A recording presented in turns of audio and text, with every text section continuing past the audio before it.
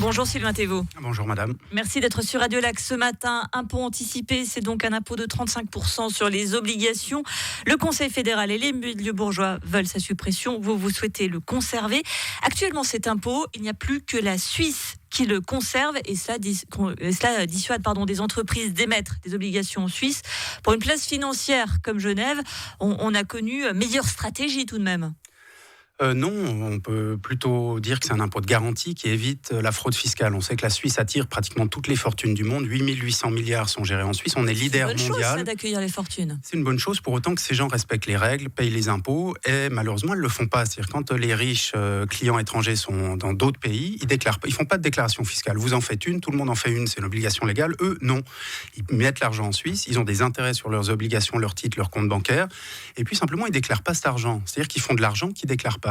Et l'impôt anticipé sur lequel la droite veut nous faire voter, veut le supprimer, il prend 35% à la source, la personne fait sa déclaration fiscale, puis après elle paye ses impôts comme tout le monde. Donc c'est un cadeau fiscal qui va être fait aux plus riches, au détriment de qui ?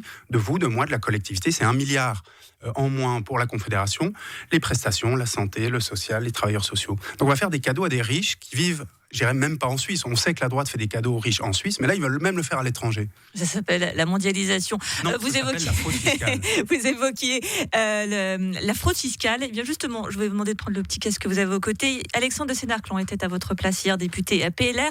Et quand on lui parlait de fraude fiscale facilitée, si l'on supprime cet impôt anticipé, voici sa réponse. Il y a maintenant ce qu'on appelle un échange automatique d'informations et la fraude fiscale est presque inexistante en Suisse. On a vraiment changé de paradigme et donc la seule problématique, c'est que en fait, les Suisses, s'ils devaient maintenir cet impôt anticipé, diraient à nos concurrents, prenez cette part de marché. Prenez cette part de marché, on passe notamment au Luxembourg. C'est faux. Déjà, il y a techniquement peut-être pas de fraude fiscale, mais il y a des milliards qui ne sont pas déclarés. C'est important, en Suisse. ça, techniquement, pas de fraude fiscale. Donc, pour faire une fraude fiscale, il faut faire des fausses écritures, si vous voulez. Et là, simplement, les gens ne le déclarent pas. Les grandes fortunes, il y a 70 milliards qui sont déclarés en fortune par an à Genève, mais on sait, selon les estimations, l'OCDE et autres, que c'est plus ou moins 10 fois plus. Donc, il y a peut-être 700 milliards de fortunes à Genève. Simplement, ces gens ne le déclarent pas. Et c'est techniquement pas une fraude fiscale. Donc là, on va favoriser, si on supprime cet impôt, l'opacité, les gens ne le déclarent pas, l'évasion fiscale, et pour nous de la fraude fiscale. Dans un monde, là maintenant, on le sait que la Suisse, il y a des échanges automatiques pour les banques, etc. C'est quand même très, très, très contrôlé. C'est plus comme il y a quelques années où la Suisse était un paradis fiscal au sein même de l'Europe. On n'est pas les îles Caïmans. Mais non, c'est faux, on n'est peut-être pas les îles Caïmans. Non, on n'est peut-être pas les îles Caïmans, mais les mécanismes d'opacité, de capacité à ne pas déclarer ses revenus, à avoir des sociétés écrans, vous le connaissez, les gens ne sont pas dupes. Enfin, les transactions financières ne sont pas taxées, ou très peu, parce qu'il y a aussi un cheval de Troie dans cette votation, c'est l'intérêt sur les obligations. Donc on prend une petite partie d'un pourcentage de transactions financières pour nourrir l'impôt, et tout ça, la droite veut l'aplatir, veut l'éliminer, et faire toujours payer aux mêmes, c'est-à-dire aux habitants. Il faut savoir qu'on va voter aussi sur la hausse de la TVA, c'est un autre sujet de votation. On va voter sur l'allongement de l'âge du travail des femmes jusqu'à 65 ans. Comment on peut imaginer que ce soit aux gens de payer plus de TVA et travailler plus longtemps, et en même temps on facilite les conditions cadres pour la fraude fiscale et l'évasion fiscale. Ça, c'est inacceptable pour nous. Et dire oui, le système est parfait, le système est vertueux, c'est faux. S'il l'était, il n'y aurait pas à faire cette espèce de compétition. On veut toujours moins de lois, toujours moins de règles, et puis faire venir toujours plus de fortune. Naturellement, elle viendrait chez nous. On ne peut pas dire que la Suisse soit une république communiste, socialiste, qui empêche tous les capitaux de venir ici. La preuve, 8 800 milliards de fonds étrangers sous gestion en Suisse, 24%, on est leader mondial. La Suisse est champion du monde, et les banquiers le disent, pour faire venir encore plus d'argent. C'est nous les champions. Donc là, on fait de la monoculture fiscale au détriment de la vie réelle et des habitants. Capitaliste de tous les pays, unissez-vous. Tout de même, le marché des obligations, c'est beaucoup d'argent, vous l'évoquiez. Plutôt que de payer des impôts, moi je préfère finalement qu'il y ait des investisseurs. Au Luxembourg, le marché des obligations mesuré au produit national brut, il est 190 fois plus important qu'en Suisse. 190 fois plus important qu'en Suisse. Donc autant d'argent qui permettent d'aider les cantons, les villes, les hôpitaux, les transports publics, les entreprises énergétiques, puisqu'on parle d'obligations et pas d'actions. On est très loin des méchantes entreprises capitalistes. C'était nos cantons, nos villes au financement et in fine à moi à payer moins d'impôts.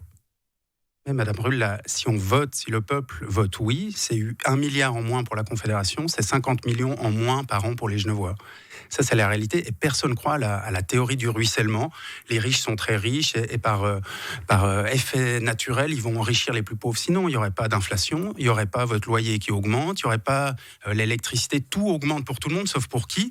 Pour ces riches à qui on va faire un cadeau fiscal. Mais cet argent-là, c'est ce que je vous dis, il va servir à nos cantons, à nos villes, nos hôpitaux, qui émettent des obligations et là qui ne peuvent pas le faire en Suisse. Vous supprimez l'impôt anticipé, c'est-à-dire que les rentrées 35% saisies à la source pour que les gens respectent la loi, fassent une déclaration fiscale, ça tombe. Mais vous ne pensez pas que si on enlève cet impôt, il y aura plus d'obligations émises ici ? Vous ne pensez pas que la Terre est plate ? Est-ce que vous ne pensez pas que les étoiles vont s'aligner ? Ça, c'est de la pure spéculation. C'est ce qu'essayent de nous vendre les initiés en disant, vous savez, on va enlever toutes les règles, vous allez pouvoir rouler sur l'autoroute à la vitesse que vous voulez, mais ça va être vertueux, les gens vont rouler à 100 et comme ça, on ira tous à bon port. Mais il faut être fou pour croire ce que disent ces gens. On ne savait pas qu'il y avait une guerre en Ukraine, on ne savait pas qu'il y avait le Covid.